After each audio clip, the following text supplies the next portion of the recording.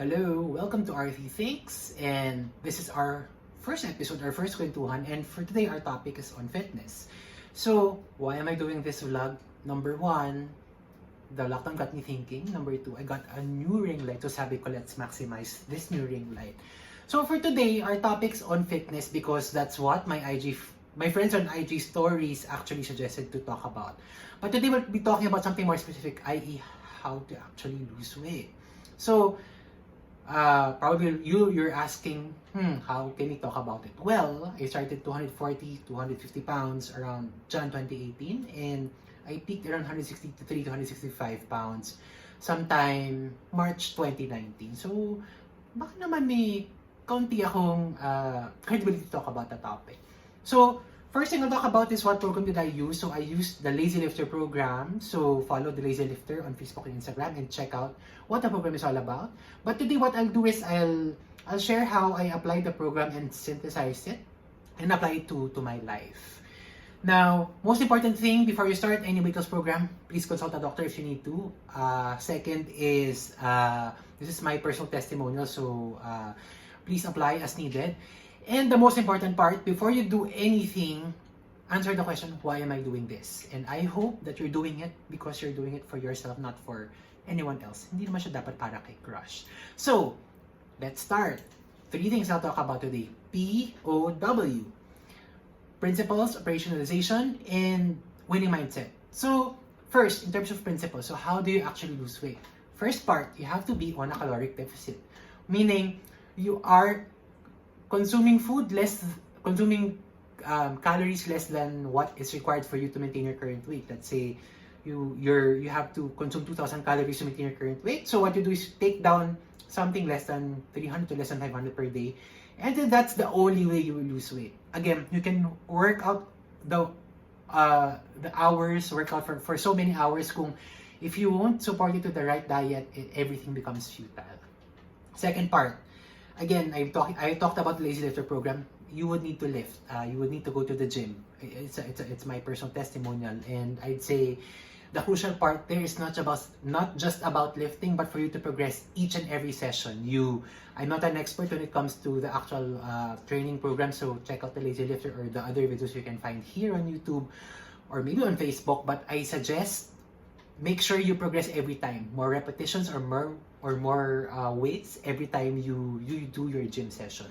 The last part, again for me, cardio was very important because it helped me hasten the weight loss process. In my case, it was valuable that I did because it was really something that I enjoyed doing.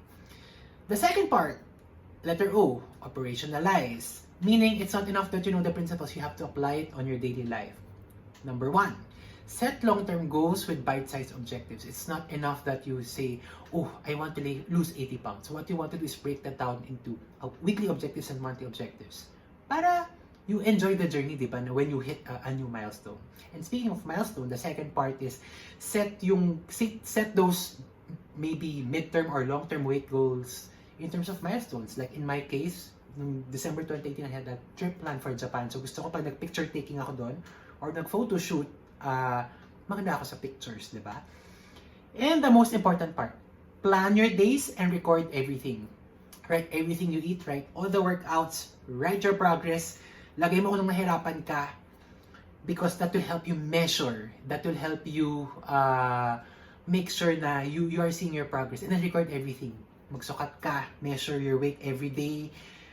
Same time of the day, get a tape measure and tingnan mo kung your waistline is decreasing, and take lots of pictures. That's my biggest regret. When I started my weight loss journey, hindi ako nag-photo shoot or maybe like take a topless photo. I only took it like week 3, and then sabi ko, sayang, imagine if I could do a side by side of my before and then like where I was, then it would have been perfect. So please take lots of pictures because that point in your life could be your leanest already, di ba? So sayang, at least you were able to take a picture. The last part, winning mindset. I'd say the first part is about building habits. I will depend on habits more than motivation because motivation can be fleeting. They can easily fade. Ang quote ko nga, habits beat motivation when motivation doesn't work as hard. So on those days where motivation is not there, you don't feel the drive to actually go to the gym, what is important is when you actually build the habit, so kahit na tinatamad ka to go to the gym or tinatamad ka to eat healthy, but because the habits are there, you're able to survive. Which goes to my second point, the skies are not clear every day. You'll have good days, you'll have bad days. Just go through the habits and go through the motions. Kahit ang ginagawa ko nun, I live despite different types of mood. Masaya ako, malungkot ako, galit ako, frustrated ako. Buhat lang kung kailangan magbuhat ng araw na yun. Third, time is your most valuable resource, so there will be a trade-off at some point. Like in my case, it was going to the movies that became a trade-off because there were days I had to choose, mag-gym ba ako, mag-movie ba ako? But because the habit has been formed, so mag-gym ako. The fourth part, this is more bonus, more personal, it can apply, depends on you. I personally go to the gym alone, I don't talk to anyone, but I would say hanging out and talking to like-minded people actually helped me after the gym, like members of the Lazy Lifter community who have become friends. So the volleyball community I've been playing with, it's helpful because not everyone will understand the journey you're going through. So if you're able to share that experience with others who are actually going through the journey, iba yung feeling to having that support system. Again, case to case basis, but I guess for me it helped. It helped at some point when I was somehow frustrated na when I was overweight, people were commenting maybe you have to lose weight, and then when I lost weight naman, people were commenting, oh, you're too thin. So it's great when there are people who are actually understanding you. So I would say that's my weight loss journey. So I mentioned the Lazy Lifter, so please follow Lazy Lifter on Facebook and Instagram. Follow me on my social media accounts also on Instagram and Facebook, and please hit subscribe to this YouTube channel. And of course, if you have any suggestion on what you want me to talk about, please feel free to comment in the comment section. And until next time, this has been Arthie Thinks.